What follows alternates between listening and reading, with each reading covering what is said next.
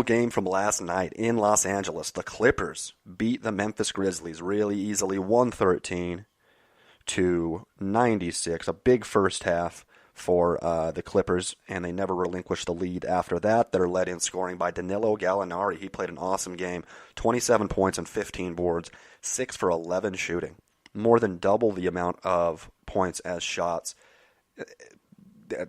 Incredible right there. I mean, that's really a pretty difficult stat. That's like a Steph Curry type stat right there, or Kevin Durant for that matter.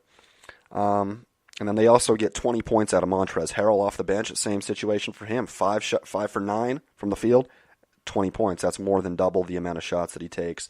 And then off the bench as well, Lou Will, 17 points on 6 for 12 shooting in the win.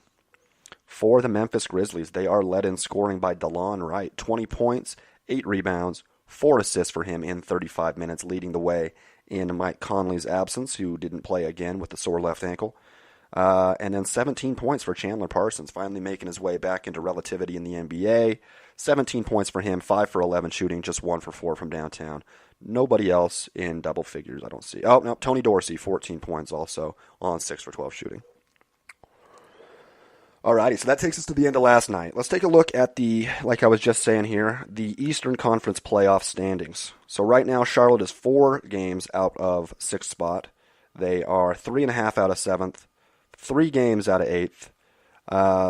And then Orlando, just a half game out of 8th, 1 game out of 7th, 1.5 out of 6th. Right now, the 6 through 9, or the 6 through 10, is Detroit, a half game above Brooklyn at 7, who is a half game above Miami at 8, who is a half game above Orlando at 9, who is now 2.5 games above Charlotte at the 10th spot.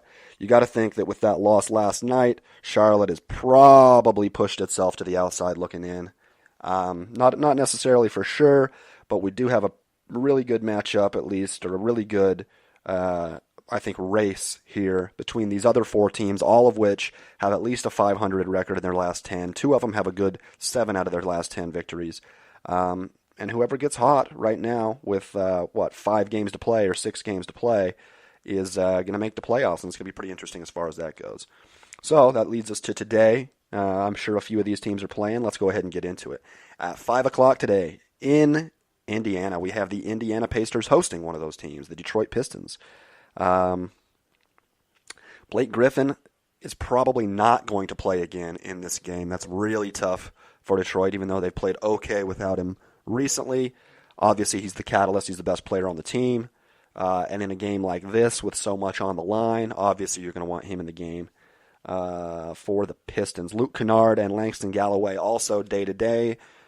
Not sure if they're going to play in this one either. For Indiana, obviously they're going to be without Oladipo, but it looks like guards Wesley Matthews and Darren Collinson are going to be out of the game as well. Indiana tied for the 4th seed right now, but I believe because of head-to-heads, they would be the 5th seed. Boston would be the 4th seed right now, and that would be our first-round matchup.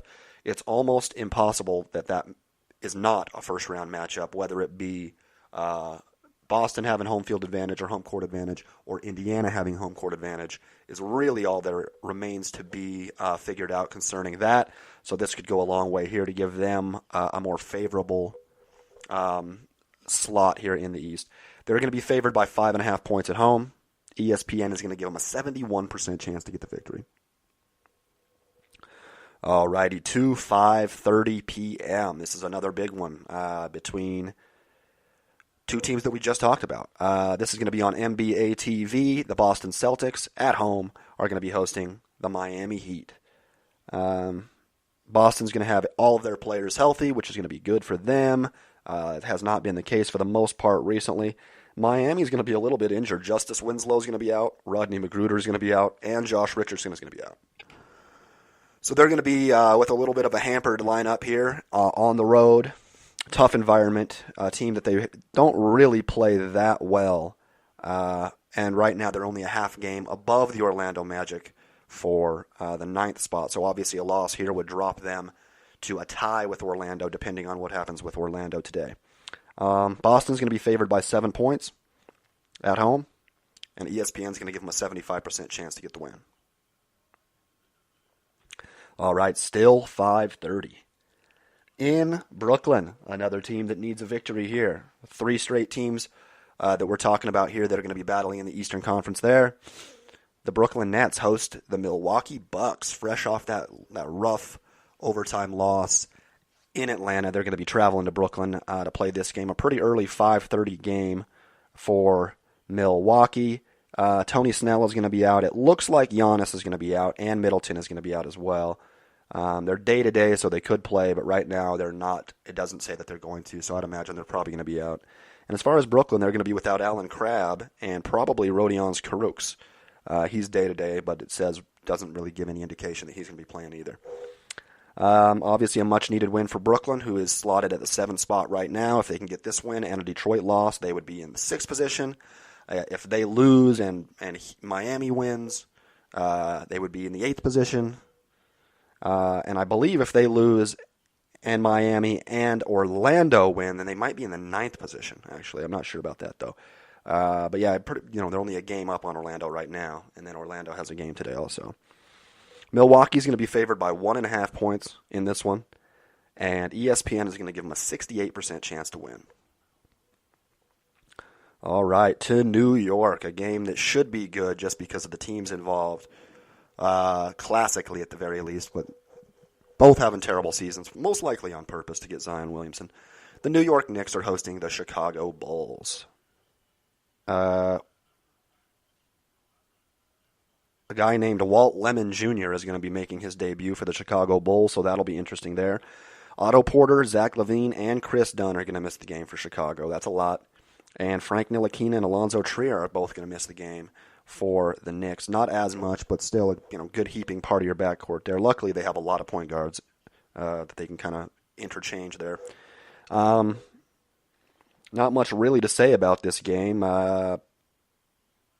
Emmanuel Mudiay is the leading scorer for the Knicks with 14.8 points per game. That's pretty low. But yeah, Knicks are going to be favored by 3.5 points at home. I don't know if anybody cares to watch this.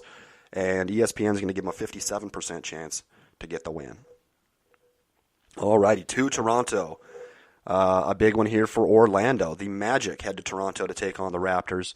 The Raptors pretty much slotted for sure at this 2 seed in the East. I think that it said on ESPN earlier that they would guarantee them the 2 seed with either a win for them or a 76ers loss. So you can pretty much expect one of those 2 things to happen here in the next couple of days. And I think they're about 3.5 games behind Milwaukee for the 1 seed. So it's possible if Milwaukee just has an all-out collapse that Toronto could still get the 1 seed, although that's pretty unlikely too. Patrick McCaw and OG Anunoby are going to be out of the game for Toronto. Kawhi is going to play. Pretty straightforward otherwise. Orlando with a lot of talent, but it's going to be a pretty tall task to go into Toronto and get the win north of the border. One of the better home court advantages in the entire league, obviously, the Raptors have. And it pretty much is the way Vegas sees it as well. Vegas has them a 7-point favorite in this one, and ESPN gives them a 79% chance to win the game. 79%. To me, that's almost a lock right there. I'll take that for sure. All right, to Minnesota, where the Minnesota Timberwolves, this is a 6 p.m. game, sorry, I should say that, host the fighting for the number 3 seed in the West, Portland Trail Blazers. Minnesota is going to be without Taj Gibson and Luol Deng in this one. Portland, let's see, is McCollum coming back? I got to see this real quick. Yeah, I didn't have him listed in the injury report, but officially he is not even with the team here for this road trip. So McCollum is going to be out. Obviously, Nurkic is going to be out for the rest of the season. Nonetheless, the Portland Trail Blazers are going to be favored by 3.5 points on the road. Very good road team. But ESPN is going to give them just a 54% chance of winning the game. So there might be some interesting play there as far as gambling is concerned on the side of the T-Wolves. All right, to Dallas. Second night of a back-to-back for the Dallas Mavericks. Obviously, they got that big win in Oklahoma City last night. And they're going to be without Luka Doncic again with a sore leg, a sore thigh. They're also obviously without Porzingis, and Tim Hardaway Jr. is going to miss the game. For Philadelphia, they're going to be without Joel Embiid and Jimmy Butler. So a lot of people missing in this one. Still should be relatively straightforward, though, without Luka Doncic for the Mavericks, what we're going to be getting here. I didn't even say 6:30 p.m., Dallas hosting the Philadelphia 76ers. The Sixers are going to be favored by 5.5 on the road.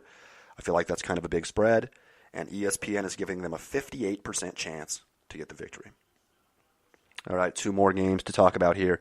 The first one, another matchup of one of those teams trying to make the 8th spot in the Eastern Conference. All 5 of the teams fighting for that last 3 spots are playing today, so that might be a valuable indicator on what we're going to see. This one in Utah, 7 o'clock p.m.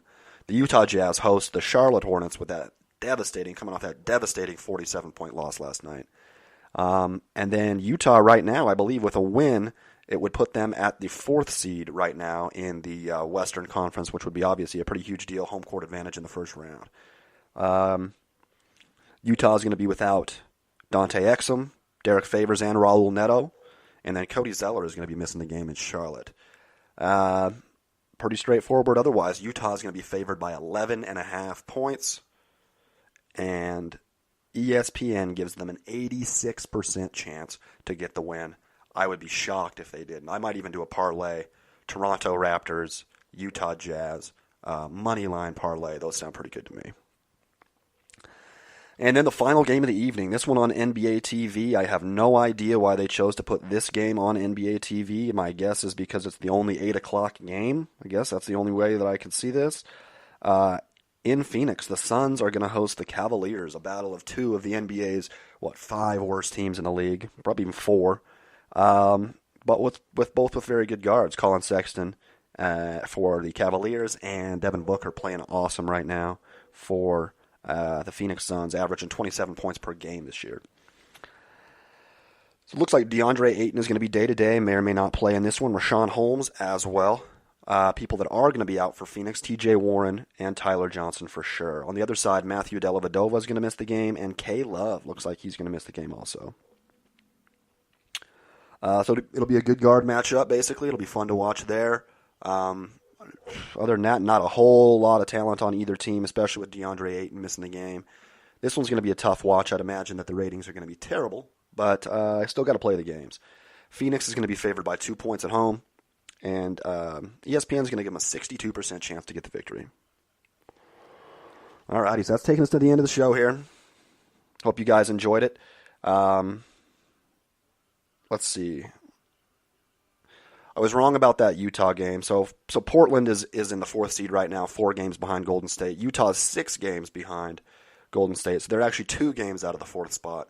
So even if they win and Portland loses today, they would still be a game behind Portland for the 4th spot. But right now, unless some drastic things happen, I would say that is probably the way we're going to see the Western Conference is Golden State at 1, Denver at 2, Houston probably at 3.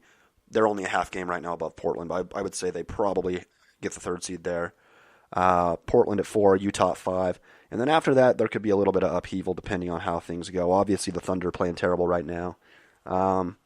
But they're in a tie right now with San Antonio. Both of them 2.5 games behind the Clippers for the 6th seed, so it's probably going to be the Clippers at 6 or 5. I would imagine 6. I just think Utah's a little bit better. But we'll see how that plays. Got a big slate of games tonight, though. Should be fun for the most part. A lot of mid-level Eastern Conference teams with a lot of pressure on them to get some shit done. So it should be interesting. Go ahead and watch that. And then we only have 4 games Tuesday. Some bigger ones, though. All those bigger name games and that. So that'll be interesting. And we'll be back tomorrow to give that a talk, give that a shout out. And until then, I love you guys.